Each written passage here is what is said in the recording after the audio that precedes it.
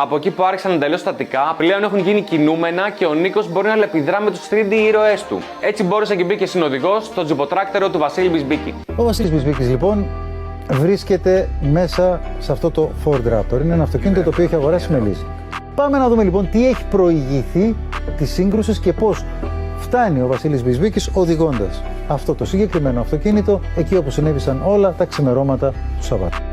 Οκ, εδώ έβαλα εγώ τη μουσική. Έλα να σε φιλήσω, ρε μαλακισμένο. Mad Clip χιλιόμετρα. Αλλά τι άλλο θα μπορούσε να μπει. Αγαπημένο track μπακάλι αυτό για Μ' μένα. αρέσει, έχει ωραίο vibe έτσι για μουσικό χαλί. Εδώ ήταν λίγος, γιατί κανονικά θα έπρεπε να είναι στο μάξι την ώρα του τρακαρίσματος. Συμφωνώ και θα έπρεπε να μην αφήσει το Βασίλη Μπισμπίκη να οδηγήσει στην κατάσταση που ήταν.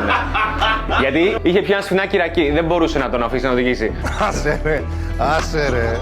Κανένα ζώνη, να το πούμε εδώ πέρα. Δεν φοράνε ζώνη. Ούτε, όχι, ο Μπισμπίκης φοράει. Νομίζω δεν φοράει.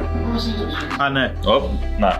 Εδώ έγινε προχειροδουλειά, θα πω. Το λες. Ναι, ρε φίλε, έπρεπε να είσαι όλο το σκηνικό. Εκεί που πήρε βάρνα τα αμάξια ο Μπισμπίκης. Ναι, ρε, πολύ χαμένη ευκαιρία. Να καταλάβουμε τι έγινε κι εμείς. Δηλαδή, Να του βαλάει εκεί πέρα, να εδώ γίνει είναι σαν να έχουν βγει ο μπρο με τον μπρο και χωρίς τον μπρο για να πάνε βόλτα.